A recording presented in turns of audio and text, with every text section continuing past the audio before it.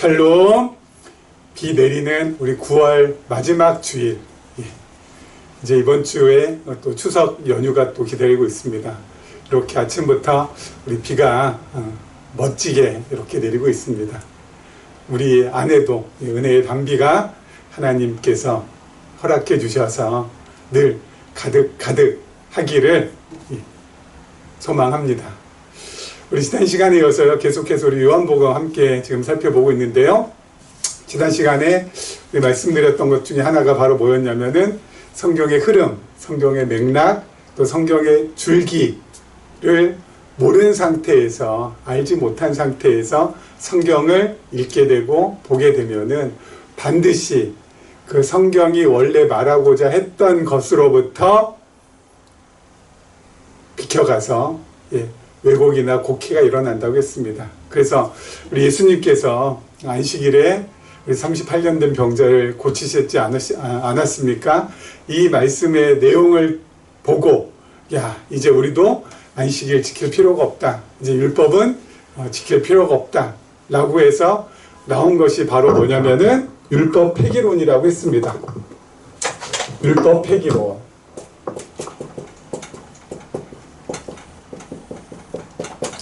이 율법 폐기론은요, 율법이 폐기가 되었기 때문에 더 이상 지킬 필요가 없다라고 주장하는 것입니다. 그런데 율법 폐기론은 두 가지로 또 나뉩니다. 두 가지로 나뉩니다. 첫 번째는 부분 율법 폐기론이 있고요. 완전 율법 폐기론이 있습니다. 그렇죠? 부분, 완전 율법 폐기론은 완전 율법 폐기가 되었기 때문에 이제 더 이상 그 어떤 율법도 지킬 필요가 없다. 그냥 막 살면 된다. 거의 뭐 방종에 가까운. 그렇죠? 이게 바로 완전 율법 폐기론이었고요. 그리고 부분 율법 폐기론, 오늘 말씀드리고자 싶은 것이 부분 율법 폐기론입니다. 이 부분 율법 폐기론이 가지고 온 폐해가 또 얼마나 또 심한지에 대해서 오늘 잠깐 먼저 말씀을 드리고자 합니다. 이것은 1000년이 2번 지나고 나서야 오늘 이렇게 밝히는 것입니다. 2000년 만에 처음으로 말씀드리는 것이라는 겁니다.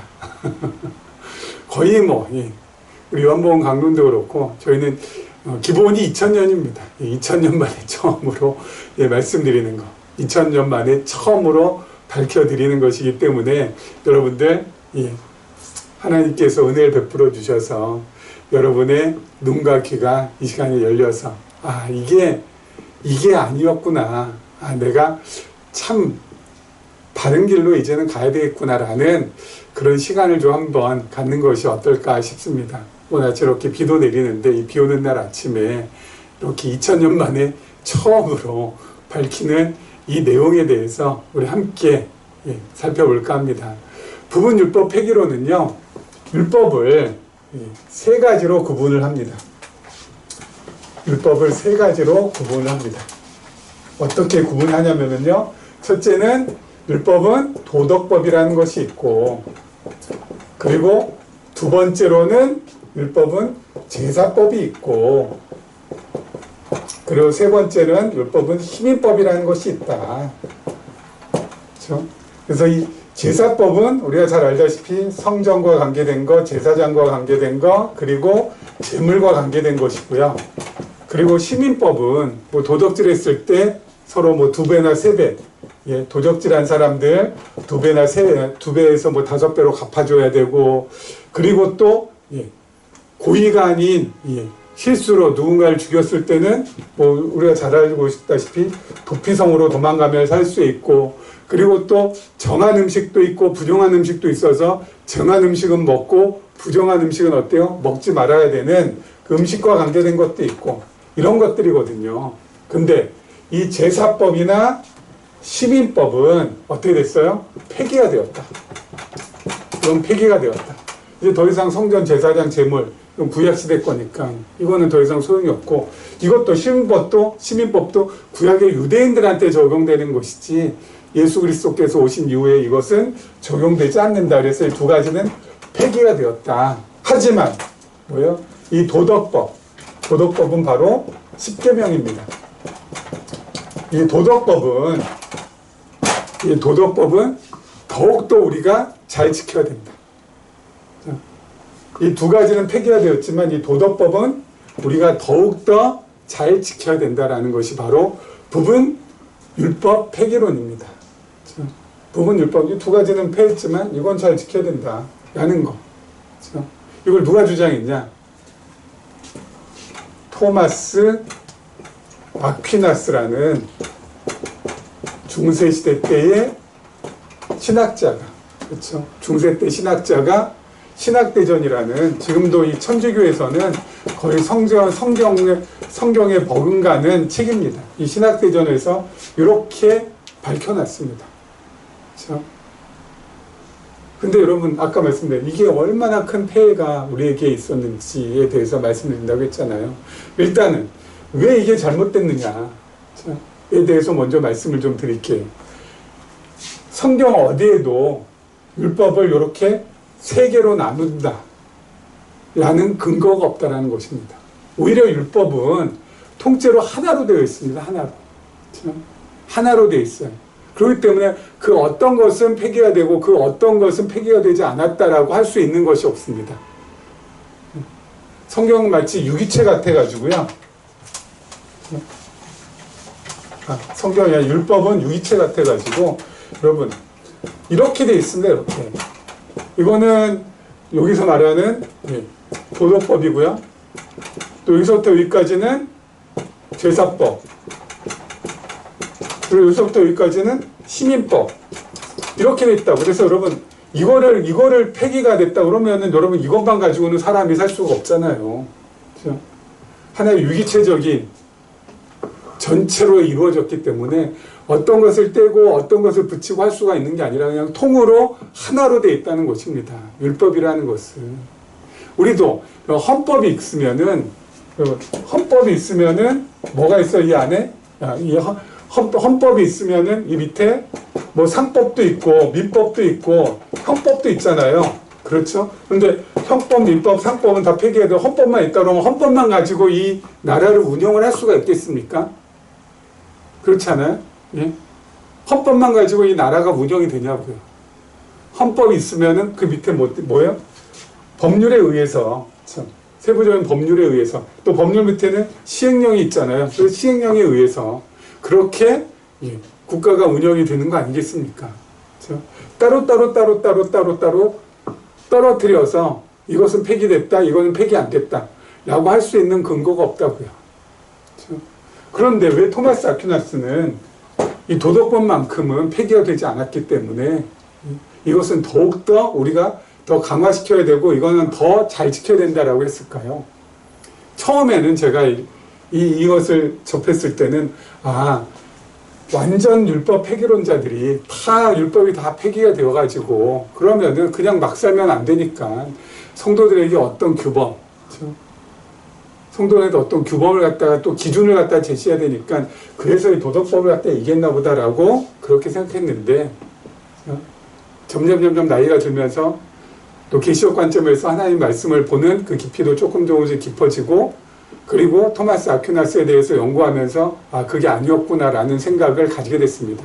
여러분, 도덕법을 강화한 가장 큰 이유는 성도들의 삶을 위해서, 그래서 성도들이 무슨 삶의 표준 어떤 기준을 갖게 하기 위해서 그거 이상, 그것은 부수적인 거고요. 더 근본적인 것은 뭐냐면은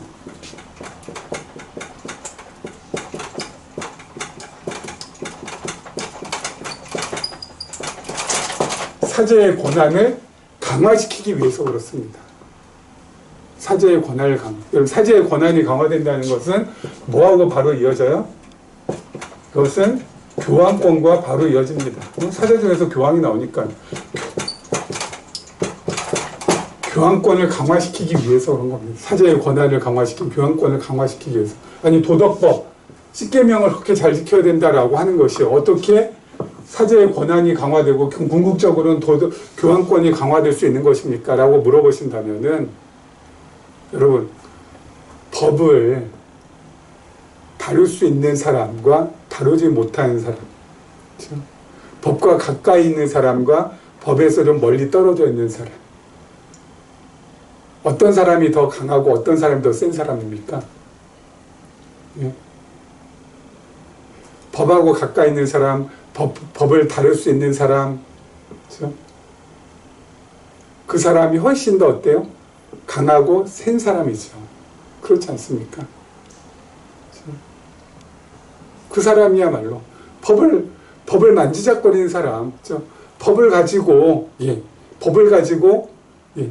자기 마음대로 요리할 수 있는 사람, 이 사람이 어때요? 강자죠. 법에서 멀리 떨어져 있거나 법을 다루지 못한 사람은 어떻습니까? 약자입니다. 그렇죠? 그래서 여러분 영어에 보면은 룰이 있지 않습니까? 룰, 우리가 잘 알고 있는 룰, 그렇죠? 규칙이라는 거죠. 여기에다가 사람 명사, 룰러라고 하면은 이 사람 뭐라고 합니까? 지배자, 통치자입니다. 왜요? 룰을 가지고 있는 사람, 룰을 다루는 사람, 룰 만지작거릴 수 있는 사람이 바로 어때요? 통치자, 지배자입니다. 여러분, 도덕법을 강화시키는 가장 큰 이유는 뭐였냐면은 사제들의 권한을 강화하기 위해서. 이렇게 해야 된다, 저렇게 해야 된다. 하나님 사랑은 이렇게 해야 된다, 이웃 사랑은 저렇게 해야 된다. 그렇게 어때요? 룰을 제시하는 거 아니겠습니까? 룰을 가지고 마음껏 어때요? 흔들어 제낄 수 있는 사람.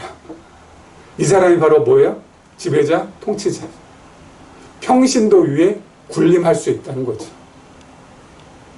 그렇지 않습니까?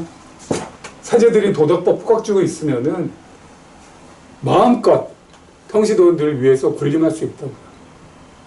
그럼 왜 토마스 아퀴나스는 이렇게 사제의 권한을 강화시키고 궁극적으로 교황권을 강화시키는 이런 율법관을 만들었을까요?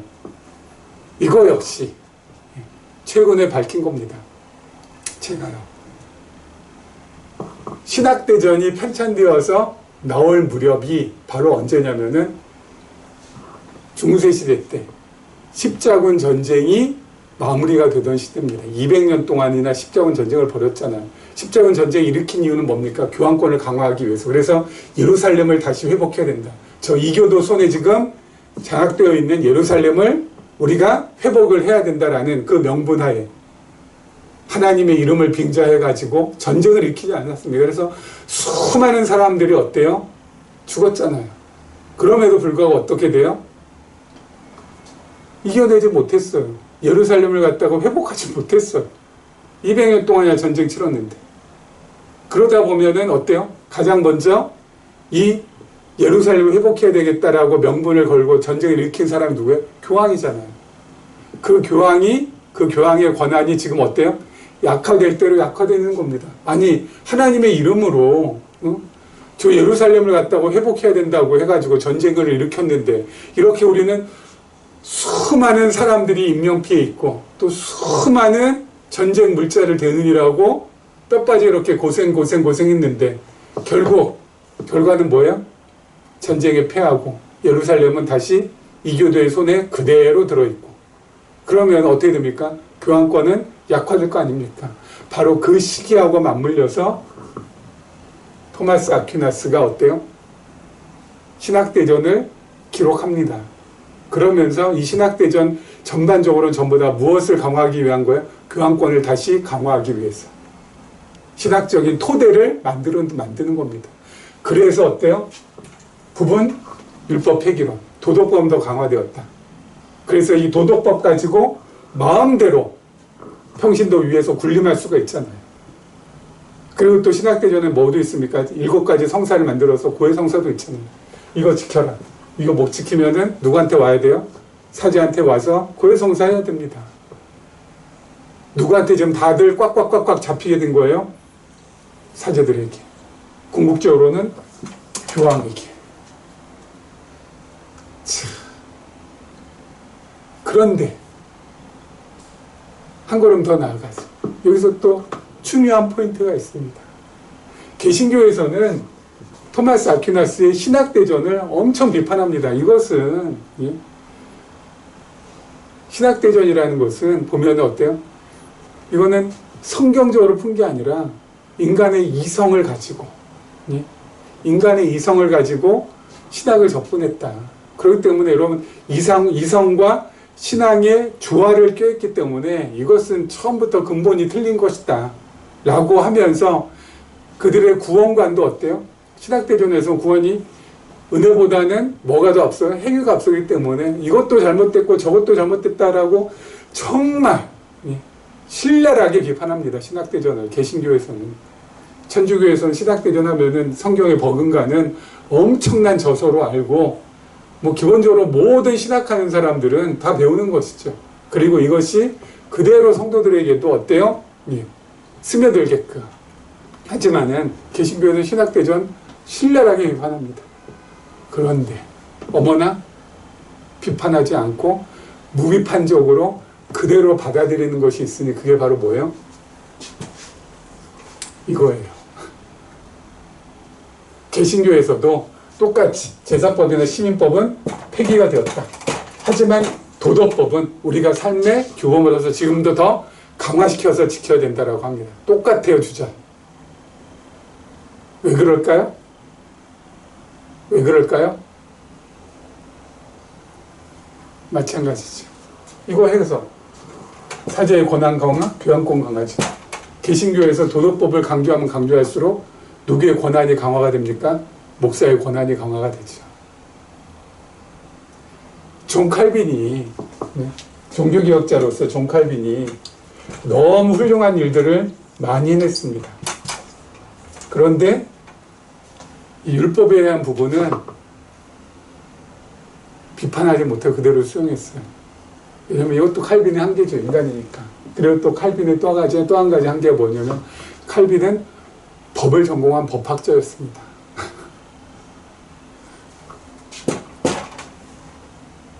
비판할 수가 없는 거예요. 그래서 이걸 그대로 개신교도 받아들였고, 그래서 개신교에서도 어때요? 지켜야 된다, 지켜야 된다. 룰을 가진 사람이 어때요? 강자라고 약자라고? 강자예요. 그래서 여러분, 룰을 가지고 있는 사람, 목사들이 강자가 됩니다. 룰 가지고 있으니까. 이것은 다른 종교에서도 똑같아요. 똑같아요. 불교에서 불법을 가지고 어때요? 설파하거나 이 불법을 다룬 사람이 누굽니까? 승려들이잖아요. 승려가 더 센 거예요. 이슬람에서도요. 이슬람의 선생님 이맘이라고 하거든요. 이맘이라는 그 스승들이 뭘 다룰 줄 알아요? 이슬람 법을 다뤄요. 해석하고. 그러니까 어때요? 더 센 겁니다. 더 센 겁니다. 이란 같은 경우에는 이맘인 이슬람 지도자가 대통령보다 훨씬 더 어때요? 세잖아요. 바로 호메이니 같은 사람들. 군림할 수 있습니다. 뭐 다 마찬가지 아니겠습니까? 불교도, 이슬람, 유대교, 뭐 랍비가 더 훨씬 더 세죠. 법을 할 수 있잖아요. 심지어 샤머니즘에서도 무당이 어때요? 셉니다. 무당이 다 어때요? 법을 가지고 있잖아요. 법을 가지고 새벽마다 뭐 해라, 뭐 부적 이거 가지고 뭐 해라 다 거기에 전부 다 어때요? 꼼짝달싹 못 삽니다. 아니라고요. 예? 이거 아니라고요. 그래서 기시적 관점에서는 뭐라고요? 우리는 율법 폐기론 아니라고요. 율법 완성론이라고. 예? 제가 만들지 않았습니까? 율법 완성론. 예? 도덕법 10계명, 제사법이나 신법에 10계명만 가지고, 그렇죠? 확신을 하더라도 우린 율법 지킬 수 있다, 없다? 없다. 율법은 내 죄를 깨닫는 도구다. 내 죄를 깨달았으면 예수 그리스도께 가야 된다. 우리는 하나님 사랑, 여러분 이 도덕법, 제사법, 시민법 이거 전체 전부 다 합치면 하나님 사랑, 이웃 사랑이거든요. 그렇죠? 이웃 사랑. 우리 하나님 사랑할 수 없고 이웃 사랑할 수 없는 존재라는 것을 율법을 통해서 깨달았으면은 어떻게 해야 된다? 십자가로 가야 된다. 그래서 십자가의 은혜를 마음에 담고 그리스도의 사랑을 마음에 담고 어떻게 해요? 그 은혜와 사랑으로 진짜 그 은혜와 사랑을 덧입어서 조금씩 사랑을 행할 수 있다면 그 사랑이 율법의 완성이 되는 것이다. 그렇게 살아가야 되는 것이다. 그것은 목사도 그렇고 신부도 그렇고 뭐 종교 지도자 그 누구도 어때요? 이 율법 완성론 앞에서는 법을 다룰 수 있는 법을 가지고 이렇게 저렇게 요리할 수 있는 사람이 어때요? 없습니다. 율법 완성론에서는. 그렇지 않아요? 율법 완성론 앞에서는 법을 가지고 다룰 수 있는 사람이 없어요. 그렇기 때문에 목사나 뭐 성도나 뭐 다 뭐예요? 수평적인 관계가 되는 것이죠. 율법 완성론 앞에서는 제가 뭐 여러분들을 뭐 위해서 뭐 군림할 수가 있습니까? 뭐 할 수가 있습니까? 아무것도 못해요. 그래서 이게 너무 저는 좋습니다. 율법 완성론은. 자, 이 부분적인 이 율법 폐기론 이게 교회 안에뿐만 아니라요. 교회 밖에도 엄청나게 영향을 줬어요. 그 엄청난 영향이 좋은 영향이면 참 좋았겠는데 진짜 나쁜 영향이었거든요. 그 나쁜 영향이 무엇인지는 다음 주 말씀을 드리도록 하겠습니다. 우리 율법 완성론 기억하시면서 오늘 말씀 보도록 하겠습니다. 자, 우리 5장 30절부터 보겠습니다. 내가 아무것도 스스로 할 수 없노라. 듣는 대로 심판하노니 나는 나의 뜻대로 하려 하지 않고 나를 보내신 이의 뜻대로 하려 함으로 내 심판은 의로우니라. 내가 만일 나를 위하여 증언하면 내 증언은 참되지 아니하되 나를 위하여 증언하신 이가 따로 있으니 나를 위하여 증언하시는 그 증언이 참인 줄 아노라. 너희가 요한에게 사람을 보내매 요한이 진리에 대하여 증언하였느니라. 그러나 나는 사람에게서 증언을 취하지 아니하노라. 다만 이 말을 하는 것은 너희로 구원을 받게 하려 함이로라. 아멘. 자, 예수님께서는 뭐 하신다고요? 심판하신다고요. 무엇으로 지금 오셔가지고 구속주로 오셔서 우리 지난 시간에 말씀드렸죠. 요한복음의 전체적인 흐름. 지금 요한복음 5장은 뭐예요? 구속주로 오셔서 어떤 사역을 하시는가에 대해서 우리가 지금 확인하고 있잖아요. 구속주로 오셔서 하는 사역이 뭐라고 했었죠? 믿음을 선물로 주시는 사역, 또 뭐예요? 영생을 선물로 주시는 사역, 그리고 어때요? 악인을 심판하시는 사역. 구속주로서 하시는 사역이거든요. 지금 뭐 하시는 거예요? 심판하시는 사역 하시는 거거든요. 그 심판하실 때 어떻게 하신다고요? 나의 뜻대로 하지 아니하고 나를 보내신 이 누구의 뜻대로? 아버지의 뜻대로 하신다고요. 아버지의 뜻대로. 아버지의 뜻대로 하신다고요. 자, 여러분, 예수님은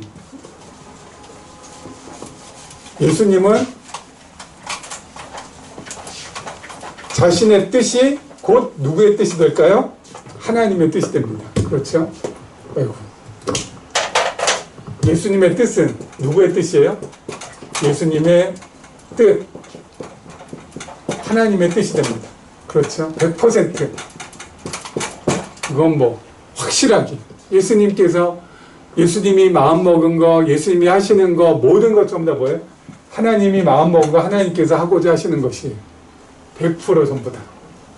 그래서 예수님이 마음대로 할 수 있는 것 있어요? 없어요? 없어요. 전부 다 하나님 마음대로 100% 전부 다 하시는 거예요. 그렇죠? 그런데 우리들은 어때요?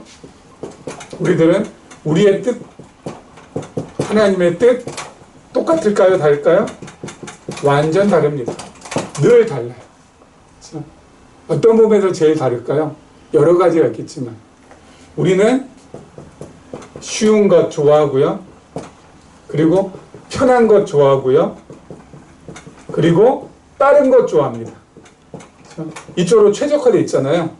우리는 쉽고 편하고 빠르고. 그렇죠? 그래서 우리의 뜻 딱 생각하면 늘 쉽고 편하고 빠른 것. 여기에 다 어때요? 우리의 뜻이 다 속해져 있습니다. 그런데 문제는 뭐예요? 하나님은 어떠세요? 하나님의 뜻은 어려운 것, 그리고 편한 것이 아니라 힘든 것, 그리고 빠른 게 아니라 느린 것, 여기에 하나님은 늘 맞춰져 있어요. 그렇죠? 우리의 뜻은 쉽고 편하고 빠른 건데 하나님은 어렵고 힘들고 느린 것. 이스라엘 백성들이 출애굽해서 이제 홍해를 건너왔습니다. 이스라엘 백성들 입장에는 가나안 땅 가는 건 뭐예요? 일주일 만에 갈 수 있는 거니까. 편하게 갈 수 있고 쉽게 갈 수 있고 빠르게 갈 수 있습니다. 이게 이스라엘 백성들의 뜻이었겠죠. 이스라엘 사람들의 뜻. 근데 하나님의 뜻은 어디에 있었어요? 어렵게 가는 거, 그리고 힘들게 가는 거, 느리게 가는 거. 이스라엘 백성들은 일주일이면 갈 수 있는 길이기 때문에 홍해 건넜으니까 이제 애국 사람들도 쫓아오지 않으니까 우리 일주일 만에 빠르게 쉽게 편하게 가나안 땅 들어갈 수 있겠구나. 적과 꿀이 흐르는 그 땅으로. 근데 하나님은 아니야. 어렵게 가야 돼. 힘들게 가야 돼. 느리게 가야 돼. 일주일이 아니라 40년 동안. 그러니까 여기 우리의 뜻하고 하나님의 뜻하고 늘 불일치를 하기 때문에 우리가 늘 고달파요.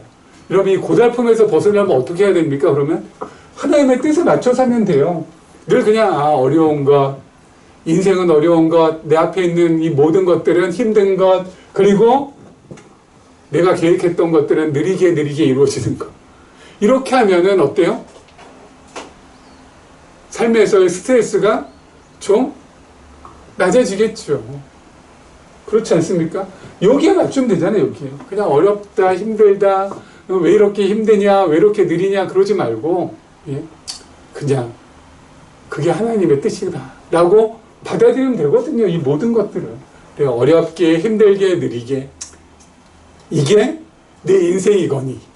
하나님께서 내 인생을 이렇게 이끌어 가겠거니. 하고 받아들이면 더 이상 크게 스트레스 많이 안 받아도 되잖아요. 덜 받을 수 있잖아요. 그리고 마음의 여유, 마음의 평안 어느 정도 누릴 수 있잖아요. 근데 우리는 꾸역꾸역 이쪽으로 가니까 빠르게, 쉽게, 편하게 이쪽으로 가니까 안 맞으니까 이 갭 때문에 어때요? 늘 괴로워하고 스트레스 받고, 예? 늘 인상 찡그리고 늘 마음 불편하게 살 수밖에 없는 거 아니겠습니까? 진짜 지혜로운 사람이라면 이쪽으로 건너가면 되거든요. 제일 좋은 거야. 우리의 뜻하고 하나님의 뜻하고 딱 맞는 거잖아요. 이건 언제 이루어져요? 하나님 나라 갔을 때는 내 뜻이 하나님의 뜻이고 하나님의 뜻이 내 뜻이 되는 거죠. 그때는 왜요? 이제 죄가 없는 상태가 되니까. 우리 안에는 죄악의 본성이 있기 때문에 결코 어때요? 이 땅에 살면서 하나님의 뜻하고 나의 뜻하고 똑같다, 동일하다 라고 그렇게 말할 수 있는 때가 거의 없지만 하나님 나라 가면은 이제 어때요? 똑같아지니까 얼마나 감사하고 행복하게 살 수 있겠어요. 근데 이 땅에 살아있는 동안에는 여기에 계속 우리가 어때요? 맞춰야지. 그래야 좀 더 마음의 여유를 누리면서 살아갈 수 있게 되는 것이죠. 그리고 또 한 가지.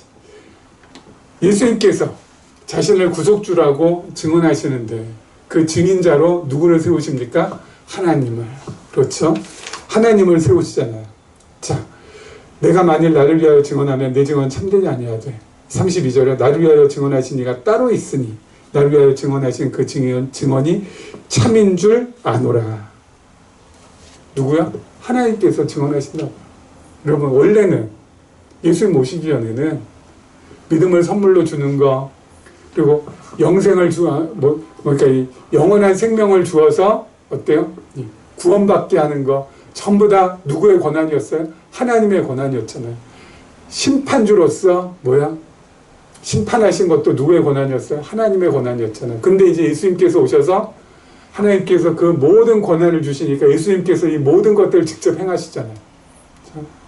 결코 구원받을 수 없을 거라고 했었던 사마리아 사람에게 예수님께서 어때요? 영생을 선물로 주시잖아요. 그렇죠? 그리고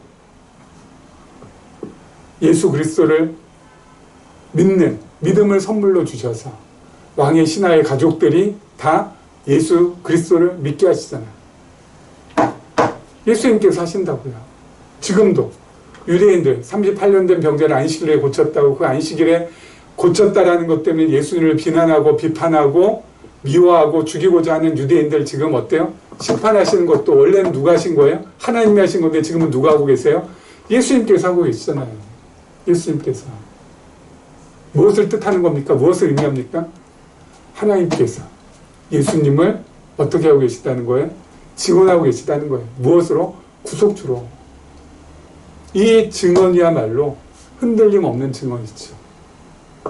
100%, 1000% 확실한 증언이죠. 구속주로 오셔서 지금 심판하고 계신다. 유대인들을. 근데 우리는 어때요? 자녀로 삼아주셨다는 것이죠. 어떻게요? 예수 그리스도에서 예수님께서 십자가에 달려 우리의 모든 죄의 짐을 담당하심으로 우리의 죄의 짐은 이제는 더 이상 있다 없다? 없다. 예수님께서 담당하셨기 때문에. 대신 한 가지, 예수님께서 십자가에 달려서 돌아가실 때 그 죄짐을 담당할 때 그 죄의 짐은 누구의 죄의 짐이에요? 모든 인류? 모든 인류의 죄의 짐이 아닙니다. 그러면 하나님의 자녀의 죄의 짐이 하나님께서 창세전에 택하신 당신의 자녀들, 하나님의 자녀들의 죄의 짐.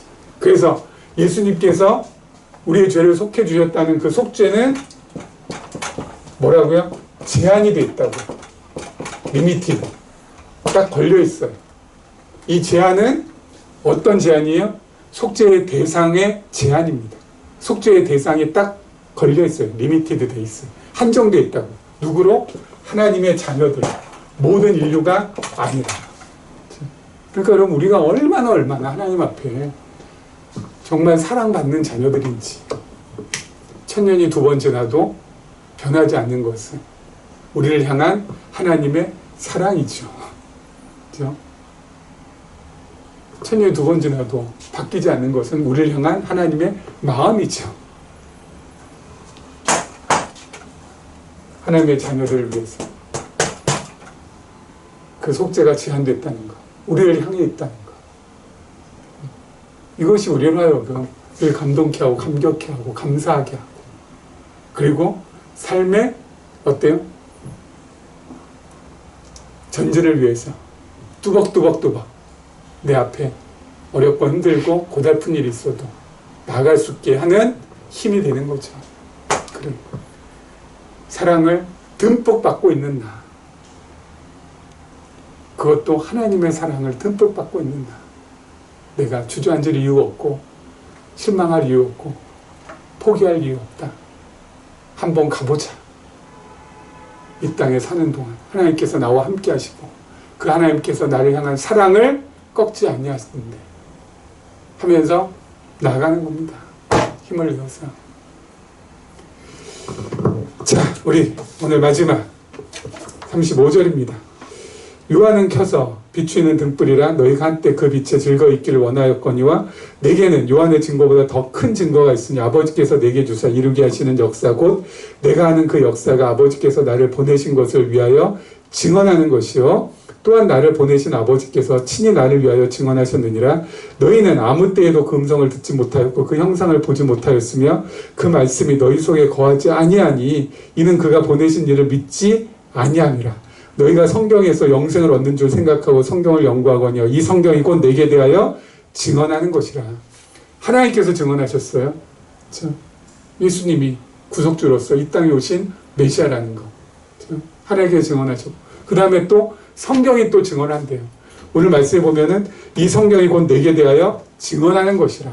이 성경 할 때 이 성경, 예수님 당의 성경은 뭐예요? 구약 성경이죠. 여러분 구약 성경이 누굴 증언한다고요? 예수님을 증언한다고요. 여러분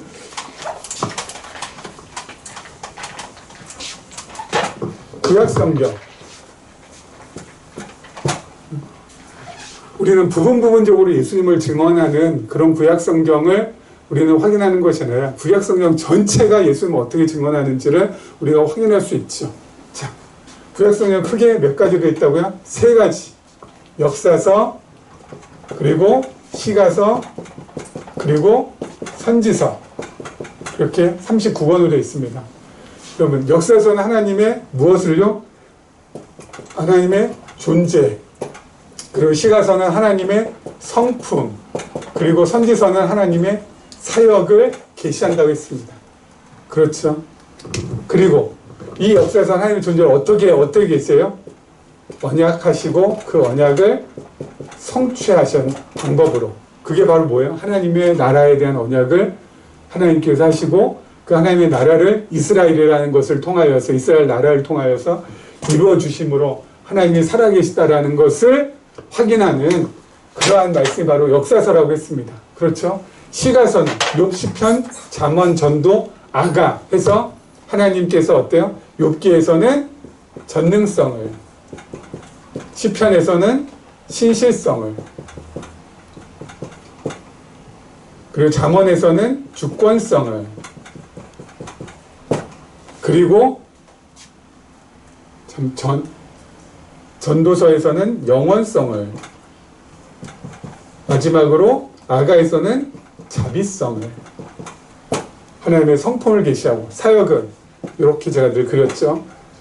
때리시고 싸매시는 사역, 흩으시고 다시 모으시는 사역, 그리고 허무시고 다시 세우시는 사역. 이게 하나님의 사역인데 여기에 뭐가 또 들어있다고요? 성자 하나님이신 예수를 계시하는, 예수를 증언하는 것이 있다고요. 참, 어떻게 증언합니까? 이 언약과 성취를 통하여서 그리스도의 나라를 세우실 것을, 그리고 이것은 전부 다 뭘로 합니까? 그리스도의 성품을, 그리고 사역은 그리스도의 사역으로 이렇게 바뀌어진다고 했죠. 자, 언약과 성취를 통하여서 구약에서는 모형적인 이스라엘 나라를 하나님께서 세우시는 것을 통해서 자신의 존재를 증거하셨죠. 이제는 어때요? 그리스도의 나라. 어떤 나라예요? 그리스도인들이 함께 그리스도인들로 예수를 그리스도로 믿어 거듭나게 한 그리스도인들이 함께 모여 그리스도의 통치를 받는 것이 바로 그리스도의 나라. 이게 실체적인 하나님의 나라인데 하나님께서 어때요? 예수 그리스도를 통하여서 이루어 주신다라는 것을 보여주신다는 것이죠. 어디에? 구약에. 그리고 전능성, 신실성, 주권성, 영원성, 자비성은 하나님의 성품도 되지만 그대로 누구의 성품도 돼요? 오실 그리스도의 성품이 되어서 예수님께서 전능하신 분이다라는 것을 확인할 수가 있죠. 표적적인 사건을 통하여서, 표적 사건을 통하여서, 물로 포도주를 만든다, 죽은 자를 다시 살린다, 병든다, 다시 고친다, 이 모든 것들, 전능하심을 어때요? 다 드러내시는 거잖아요. 신실하신 거 마찬가지. 예수님께서 성령이 오신다고 했는데, 진짜 오순절에 성령 오신 것. 그리고 주권성도 마찬가지. 예수님께서 심판할 자를 심판하시고, 구원할 자를 구원하시는 그 놀라운 사역들, 자신의 주권대로 영원하신 것, 부활 승천하셔서 하늘 보좌 우편에 앉으셔서 영원토록 다스리시는 그리스도, 자비성, 말할 것도 없죠. 십자가 그 자체가 바로 그리스도의 자비를 나타내는 거니까. 그리고 허물었다가 다시 세워지는 거, 그리고 때렸다가 다시 싸매는 거, 이 모든 것들은 전부 다 무엇으로요? 그리스도의 사역인데 어떤 사역이에요? 십자가와 부활, 죽으시고 다시 사시는 놀라운 부활 사역, 구속 사역. 이것을 뭐 한다고요? 나타낸다고요. 그래서 구약 전체는 어떻게 관통이 돼요? 예수 그리스도로 관통이 된다고요. 참, 여러분 성경은 이렇게 물샐 틈 없고 정확하고 정밀하고 정교하고 명확하고 명백하고, 그렇기 때문에 우리가 성경을 통해서 성경을 잘 접근해서 성경을 읽다 보면은 안 믿을 수가 없는 거예요. 하나님 살아계시다라는 거 믿지 않을 수가 없고, 하나님께서 보내주신다고 약속하신 예수 그리스도를 믿지 않을 수가 없다고요. 성경이 이렇게 정밀하고 정교하고 체계적으로 돼 있고 논리적으로 돼 있고 전체적인 통일성을 가지고 있는 것인데, 이게 어떻게 사람이 상상으로, 사람의 경험으로, 학식으로 이게 어떻게 이렇게까지 기록이 될 수 있냐고요. 그래서 저는 왜 믿냐고 누군가 묻는다면은 성경 때문에 믿는다. 성경 때문에. 이 성경은 도저히 사람의 머리나 사람의 경험이나 사람의 지식으로 이게 나올 수가 없는 것이다. 하나님으로밖에 나올 수 없는 것이기 때문에 내가 하나님을 믿을 수밖에 없노라고 이렇게 저는 고백합니다. 오늘 9월 마지막 주고 이제 추석이 또 가깝게 다가왔습니다. 이 풍성한 가을에 우리가 누릴 것들은 물론 물질적인 풍요로움도 있겠지만 이것보다 훨씬 더 우리가 누려야 될 것은 영적인 풍요로움 아니겠습니까? 말씀을 통하여서 우리가 더 하나님께 가까이 다가가는 그러한 시간을 만들었으면 합니다. 이런 은혜가 우리 모두에게 추석을 맞이하여 함께하기를 주님의 이름으로 축원합니다.